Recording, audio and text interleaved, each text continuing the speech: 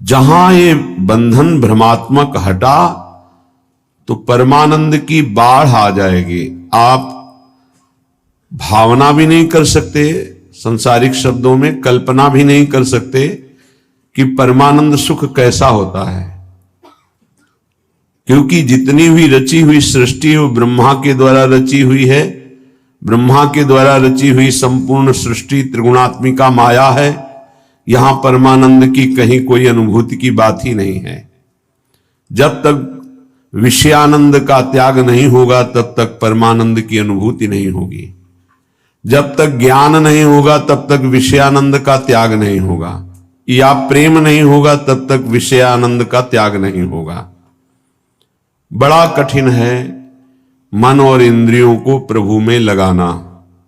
बातें बना लेना, प्रवचन कर लेना, प्रवचन सुन लेना, वाहवाही इकट्ठा कर लेना, खूब धन एकत्रित कर लेना, खूब नाना प्रकार के भोगों को भोगना, ये कोई खास बात नहीं है। ये स्वाप्निक है, ये एक अच्छा स्वप्न है, लेकिन जब जगेंगे तो खाली हाथ होंगे। स्वप्न का कोई भी वैभव, भोग, सामग्री, परिवार जागृत होने पर कुछ नहीं होता, कुछ नहीं, 100% झूठा। ऐसे ही ये जो ब्रह्मा के द्वारा रचा हुआ संपूर्ण संसार है, जब आप भगवदानंद का जरा भी अनुभव करेंगे तो जेहि जाने जग जाए हेराई, जागे जथा स्वप्न भ्रम जाई। जिस परमात्म तत्व को जान लेने के बाद संसार ऐसे गायब हो जाता है जैसे स्वप्न में नाना प्रकार के पदार्थ, अनुकूल प्रतिकूल, व्यक्ति अनुकूल प्रतिकूल देखा, पर जब जगे तो कुछ नहीं था। उमा कहूं मैं अनुभव अपना, सत हरि भजन जगत सब सपना। ये स्वाप्निक पूरा का पूरा जितना ब्रह्मा ने रचाया, आ ब्रह्म स्तंभ पर्यंतम सर्वम मायामयम जगत, सत्यम सत्यम पुनः सत्यम हरेर्नामयु केवलम। तिनके से लेकर ब्रह्मलोक तक जितना कुछ है ये सब जादू का तमाशा है, माया है। आ ब्रह्म भुवनान लोकान पुनरावर्तिनो अर्जुन, हे अर्जुन इसमें मत फंसो। ये सब बार बार जन्म मरण का चक्र बढ़ाने वाले हैं, मिटाने वाले नहीं हैं। यहां से लेकर ब्रह्मलोक तक एकमात्र सच्चिदानंद में वृत्ति लगा दे, चाहे गृहस्थ हो या विरक्त हो, अपने अपने धर्म का पालन करते हुए वृत्ति को नाम में लगाना है, नाम में जीवन करना है। बातें बना लेना, ज्ञान की बातें उपदेश कर लेना बहुत सरल है, पढ़ लो सुना दो, लेकिन इनको अपने आचरण में उतार लो। सोई महात्मा, चाहे वो गृहस्थ हो या विरक्त हो, शास्त्र की आज्ञा के अनुसार अपने अंतःकरण को चलाना ये महात्मा का लक्षण है। मन और इंद्रियों को स्वतंत्र रूप से भोगों में छोड़ देना ये विषयी पुरुष का लक्षण है। प्रायः बहुत संभालने पर भी, बहुत वर्षों तक इनको संयम में रखने पर भी कभी अहंकार ना कर ले कि मैं संयमी हो गया, मैं जितेंद्री हो गया।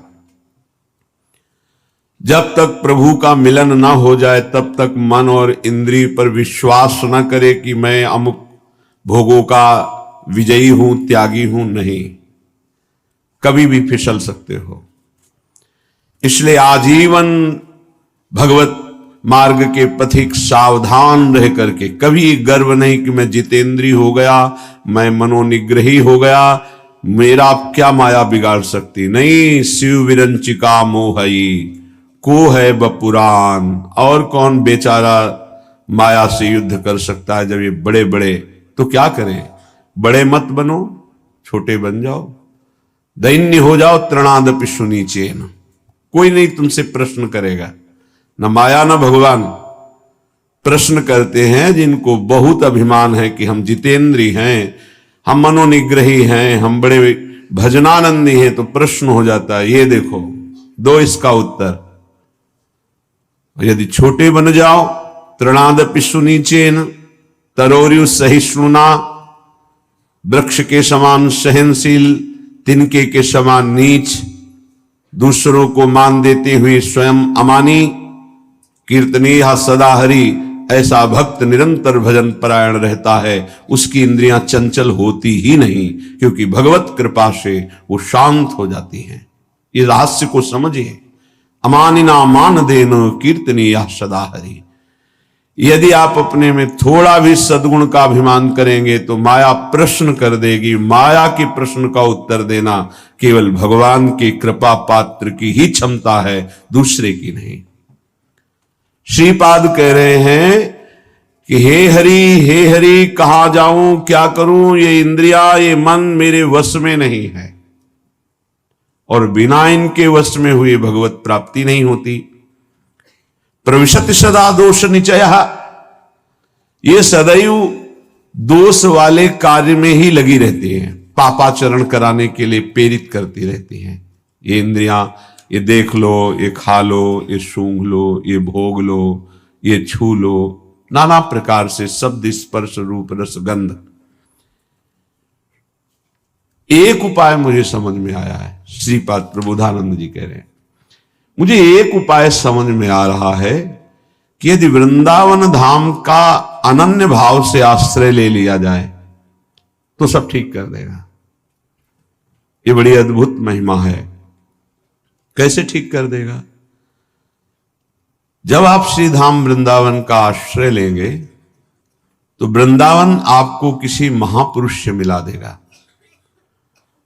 महापुरुषों का दर्शन, संभाषण, उपदेश अमोघस्य, जैसे भगवान का बाण कभी लक्ष्य वेदे बिना वापस नहीं लौटता, जिमी अमोघ रघुपति कर बाना, ऐसे ही जिसको भगवत प्रेमी महात्माओं का संग मिल गया तो देवर्षि नारद जी कहते हैं अमोघस्य, पर शर्त है अगम्यो, उनका निर्वाह कर पाना कठिन है। 4 दिन श्रद्धा तो कोई भी रख सकता है, लेकिन आजीवन उन पर कभी दोष दर्शन न हो, उनकी आज्ञा का उल्लंघन न हो, धैर्यपूर्वक उनके आश्रित बने रहो, वो प्रभु के द्वारा आपका संबंध कराया गया है। जो हम किसी महापुरुष से मिलते हैं, ये हमारे सुकृत नहीं है, ये हरि कृपा है। जो प्रभु मोहि अनुग्रह कीन्हा, तो तुम आई दर्श हठ दीन्हा। भगवत अनुग्रह से भगवत प्रेमी महात्माओं का संग मिलता है। भगवत प्रेमी महात्माओं के संग से हमारे दुष्संग का नाश हो जाता है। सर्वसंगोपहो हिमाम, जो संत संग है वो समस्त संगों से आपको अलग करके एकमात्र श्री भगवान में आसक्ति प्रदान कर देगा। इसीलिए श्रीपाद कह रहे हैं आप श्री धाम वृंदावन का अनन्य आश्रय ले लो। वास सब कोई नहीं कर पाएगा। यहां का वास करना वही फल जो वास करने से मिलता है, आश्रय से मिल जाएगा। आश्रय ले लो तो आपको पता नहीं कौन महापुरुष है। संत महापुरुषों की पहचान केवल भगवान जानते हैं, या उसी कोटि का महापुरुष हो तो जानते हैं, अन्यथा नहीं। तो श्रीधाम वृंदावन महापुरुषों की खेती है। जैसे गन्ने की खेती, एक से गन्ना, ऐसे ही खेती है। प्रेम खेत इसे कहा गया है। अद्भुत खेत महामनमथ को, महामनमथ महाप्रेम को कहते हैं। काम भी मन को मथता है, इसलिए उसे भी मनमथ कहा गया है। और प्रेम भी मन को मथ करके, निर्विकार करके प्रियालाल में कर देता है, इसलिए इसको भी मनमथ कहा गया है। प्रियालाल की लीला गायन में जहां मनमथ शब्द आवे, काम शब्द आवे, तो उसका अर्थ सीधा प्रेम होता है। और संसार के संबंधों में अगर प्रेम भी शब्द कहा जाता है तो काम ही है। देह भाव को लेकर जो भी राग होता है उसे चाहे प्रेम कहो, आसक्ति कहो, काम कहो, मोह कहो, वो है। विशुद्ध अनुराग प्रेम सार्थक होता है स्वरूप में, आत्म तत्व में, देह में नहीं। आत्माओं की परम आत्मा जिसे परमात्मा कहते हैं, ईश्वरों के परम ईश्वर जिन्हें कहते हैं, वो हमारे प्रभु नित्य बिहारी श्री लालजू महाराज हैं। उपासक को जब साधु संग मिले तो समझ ले हमारे इस संसार चक्र का अंतिम जन्म है, इसीलिए भगवान ने कृपा करके हमें साधु समागम दिया है। अध्यात्म का प्रभाव तभी पड़ता है जब ना अर्थ लिया जाए और ना अर्थ दिया जाए। अर्थ लेने की भावना से अध्यात्म का उपदेश देने पर रंग नहीं चढ़ेगा, और अर्थ देकर के अब अध्यात्म सुनने से अर्थ की प्रधानता होने के कारण, रजोगुणी वृत्ति होने के कारण, दैन्यता ना होने के कारण वो उपदेश को ग्रहण नहीं कर पाएगा। जिसके हृदय में केवल भगवत प्राप्ति लक्ष्य है, केवल भगवदानंद लक्ष्य है, उसी लक्ष्य को रख करके चर्चा की जाए, और केवल भगवत कृपा है इसलिए मुझे साधु संग मिला, सुनने को मिला, ये भाव रखा जाए तो कथन और श्रवण से निश्चित भगवत प्राप्ति का मार्ग प्रकाशित हो जाएगा। जब तक भगवदानंद के सिवा और कोई आकांक्षा अंदर रखी जाती है तो उसे कपट कहते हैं। यदि कपट रख करके अध्यात्म की चर्चा की जाए तो उसका कोई प्रभाव न कथन करने वाले पे पड़ता है, न श्रवण करने वाले पे पड़ता है। चौथी भगति मम गुणगन करई कपट तजी गान। ये जो भगवत चर्चा है, स्वांता सुखाय तुलसी रघुनाथ गाथा, ये आत्म सुख के लिए गान की जा रही है। मान प्रतिष्ठा यश कीर्ति रुपया पैसा भोग सामग्री प्रणाम नमस्कार वाहवाही, ये सब इसका लक्ष्य नहीं है। अगर ये लक्ष्य है तो प्रभाव नहीं पड़ेगा, न कथन से न श्रवण से। यदि भगवद आनंद लक्ष्य है तो श्रवण सुनत प्रापक रति राधा पद अम्बुज सुकुमार। सुनने मात्र से प्रियालाल के चरणों की प्रीति हृदय में प्रकाशित हो जाएगी। गावत श्रवणन सुनत सुखाकर विश्व दुरित दवनी। गायन करने से, श्रवण करने मात्र से संपूर्ण विश्व के पाप नष्ट हो जाएंगे। कोई भी कहीं भी हो, यदि वो कान में भगवत चर्चा सुन ले तो श्रवण द्वार जाकर हृदय के संपूर्ण मलिनताओं का, पापों का ये शब्द नाश कर देंगे।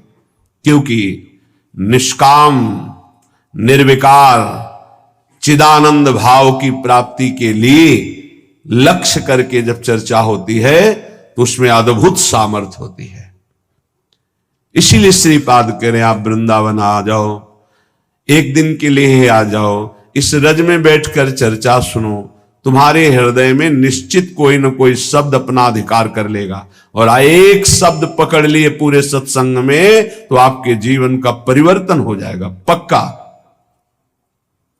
श्रीपाद कह रहे, जाति प्राण धनानियांतु सुयसो राशि परीक्षीयताम् सद्धर्मा विलयम प्रयांतु सततम सर्वैश्चर्निर्भर्त्स्यताम् आधिव्याधि सतेन जीर्यतु वपुर्लुप्तो प्रतिकारतः श्री वृंदा विपिनम तथापि न मनात् त्यक्तुम ममास्ताम मतिः।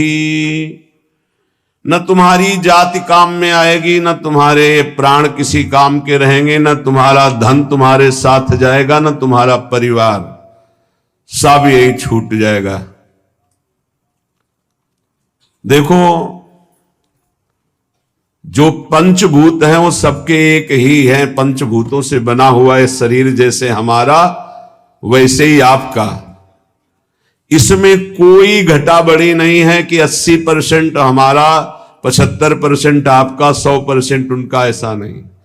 100% पंचभूतों से जैसे ये बना है ऐसे आपका बना है। और 100% जैसे हमारा भगवान का अंश स्वरूप है आत्मा, वैसे ही आप सबके, किंचन मात्र कोई अंतर किसी से नहीं। ये जो विविध प्रकार के धर्म, लोक धर्मों की व्यवस्था की गई है, वो भगवत प्राप्ति के लिए की गई है। एक दूसरे पर घृणा, नफरत, लड़ाई झगड़ा, ऊंच नीच, इसके लिए नहीं की गई। एक लोक धर्म है। पर जब आप भागवत धर्म में स्थित होने की बात सोचेंगे तो तेज लोक धर्मान, श्री भगवान ने ही संपूर्ण सृष्टि की रचना की ब्रह्मा जी के रूप में। उन्होंने ये सारी व्यवस्था की युग धर्म के अनुसार। वही भगवान श्री राम जो हरि हैं, जिनके नाभि कमल से ब्रह्मा प्रकट हुए, सबरी जी के सामने बैठे कुश की चटाई पर, बड़े बड़े योगियों के द्वारा पावन किए हुए हृदय कमल में जिनका पधारना कठिन होता है, सबरी माई के सामने बैठे हुए। कौन है सबरी मैया? सब दंडकारण्य के ऋषि, बड़ा ऐसा मतंग ऋषि सबरी की भावना को पहचाना और अपने पास में कुटिया बनाई और कहा, बेटा तुम निश्चिंत होकर यहां भजन करो। ये बड़े बड़े ब्रह्म ऋषि जन क्यों नहीं समझ पाए सबरी जी को कि इतनी उच्च कोटि की महान भक्ता है?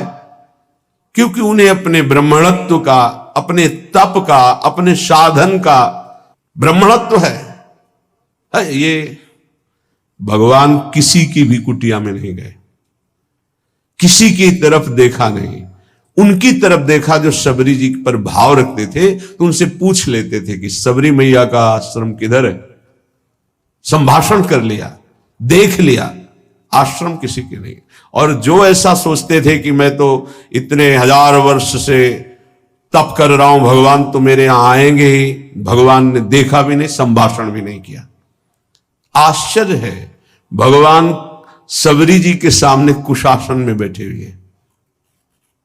सबरी जी एक एक बेर भगवान को दे रही है, जो रोज भाव से चयन करती थी। भगवान उसे बखान बखान के पा रहे। फिर भगवान सबरी जी की स्तुति करते हैं। जो नवधा भक्ति है वो उपदेश नहीं, क्योंकि भगवान के सामने ही प्रेमाग्नि में शरीर को भस्म करके वो भगवत धाम जा रहे, तो उपदेश दिया जाता है जो आचरण करे।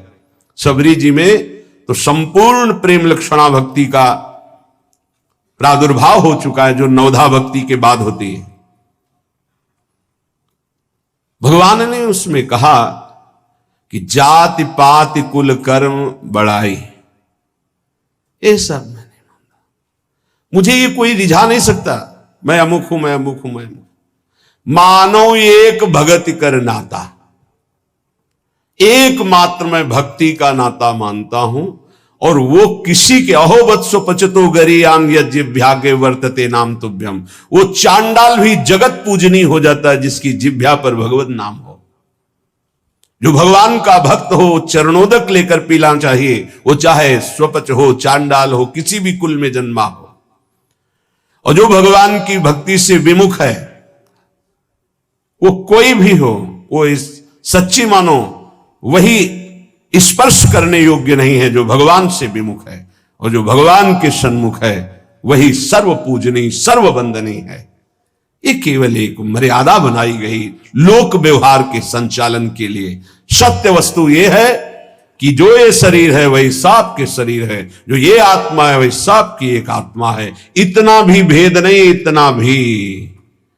इतना भी अंतर नहीं है। जैसे छोटा भाई बड़े भाई के चरण छूता है तो वो महान नहीं हो गया है, वो नीच नहीं हो गया छोटा भाई, वो बड़ा महान नहीं हो गया। एक मर्यादा है लोक व्यवहार की। तत्वतः दोनों में एक ही आत्म तत्व है, दोनों के एक ही पांच भौतिक शरीर से निर्माण हुआ। ये जो जाति है, जो शरीर है, जो प्राण है, जो धन है, जो परिवार का संबंध है, ये केवल लोकवत है। एक ऐसे चंद दिनों में सब छूट जाएगा। ना ये पहले मिला था ना ये बाद में रहेगा, ये बीच में कुछ समय के लिए, जिसे तुम बहुत लंबा समय समझते हो, 70 वर्ष 80 वर्ष, ये कुछ नहीं है। विचार करके देख लीजिएगा। श्रीपाद कह रहे ये सब नष्ट हो जाएगा, छूट जाएगा। जिस लिए आए हो खास बात उसको तुम भूल गए हो। तुम परम धर्म की प्राप्ति के लिए आए हो। सावई पुंसो परो धर्मो यतो भक्ति अधोक्षजे। भगवान श्री कृष्णचंद्र जी के चरणारविंद की प्रेम लक्षणा भक्ति नहीं मिली तो जीवन का कोई लाभ आपने प्राप्त नहीं किया। यदि आपको भगवत नाम जप, भगवत लीला गुणानुवाद, भगवत धाम आश्रय वास, भगवत प्रेमी महात्माओं का संग मिल गया तो अब आपके कल्याण में, परम पद की प्राप्ति में कोई संशय नहीं है। हां, थोड़ा धैर्य धारण कीजिए। यदि आपका कोई निरंतर तिरस्कार करे तो भी भजन को छोड़ना मत और भजन को खर्चा मत होने देना। श्रीपाद कह रहे हैं प्रयांतु सततम सर्वैश्च निर्भरताम। तुम्हारी निंदा करे, तुम्हारा अपमान करे, नाराज मत होना, नहीं तुम्हारा भजन खर्चा हो जाएगा। सह जाना तो तुम्हारे रहे हुए पाप नष्ट हो जाएंगे, भजन सुरक्षित, भगवत प्राप्ति। ये युक्ति है अपने भजन को बचाने की, भजन को बढ़ाने की, भजन को पचाने की। बहुत जरूरी है ये सहनशीलता। और कह रहे मेरे शरीर को सैकड़ों व्याधियां, रोग आ जाएं तो भी निश्चिंत रहना, चिंता मत करना। ना भजन छूटने पावे और ना भजन का प्रयोग करना तो निश्चित इसी जन्म में भगवत प्राप्ति हो जाएगी। होता क्या है, 2-4 माला जपा, जहां समस्याएं आई तो भजन भी छूटा और संकल्प भी बना दिया कि प्रभु जो कुछ भी भजन साधन हुआ ये हमारी कामना पूर्ण हो जाए। अगर उसके समान भजन है तो हो जाएगी, नहीं है तो फिर नहीं होगी। तो आस्तिकता भी आपकी नष्ट हो जाएगी। ये परमार्थ है, इसको अंदर से समझने की चेष्टा करो। बाहरी व्यवहार नहीं है, ये अध्यात्म है। लेश मात्र भी भजन छूटने की इच्छा ना रह जाए। ये कैसे होता है? जब भजन से बढ़कर कोई सुखद वस्तु लगती है, व्यक्ति लगता है, परिस्थिति लगती है तो भजन छूट जाता है। ये आप बहुत धैर्यपूर्वक पकड़िए। भजन से बढ़कर जब कुछ लगेगा तभी छूटेगा भजन, नहीं छूटेगा। रक्षति संसार भयात् सदोष मप्य शेष देह भृद वृंदम वृंदावनमिति तेन प्रथितं तन्नोमि काननम किमपि। यहां का एक प्रभाव है कि चाहे जितना पापी नीच दोष युक्त पुरुष हो, जहां वृंदावन का आश्रय और करुणा से कहीं उसको कुछ दिन वास करने की रुचि हुई तो प्राणी समूह के समस्त पाप और दोषों का नाश करके अनिर्वचनीय भाव अंदर भर देना, यह धाम की कृपा। सत्य सत्य सत्य, अनिर्वचनीय भाव हृदय में भर देना, ये धाम की कृपा। कैसे? वाणी की सामर्थ्य नहीं कि श्रीधाम वृंदावन की कृपा की बात बता सके। अपार असीम करुणा वरुणालय। तन्नोमि काननम किमपि, मैं नमस्कार करता हूं कि जिन इंद्रियों को वश में करना, मन को वश में करना बड़ा कठिन है, ये पापाचरण ही कराती रहती है। ऐसा पापी पुरुष, दोष युक्त पुरुष कहीं किशोरी जी की कृपा से श्रीधाम आने जाने लगा, सत्संग सुनने लगा, बिहारी जी राधा रमण राधा वल्लभ लाल इनके दर्शन करने लगा। धाम की कृपा से ऐसा अनिर्वचनीय भाव जाएगा कि परिवर्तन हो जाएगा, वो दोष रहित हो जाएगा। बड़ा आश्चर्य होता है। 30-30 वर्ष से व्यसन कर रहे हैं, मदिरा पीना, मांस खाना, व्यभिचार करना और आदि आदि, और वृंदावन से शब्द गया, मिले बाद में पहले निर्विकार हो गए। ये चमत्कार कैसा श्रीधाम वृंदावन का कि भूमि में बोला गया शब्द गया और उसका परिवर्तन कर दिया। और जिसका शरीर वृंदावन आया, यहां की रज लगी, उसमें अनिर्वचनीय भाव आ जाए तो कौन से आश्चर्य की बात है।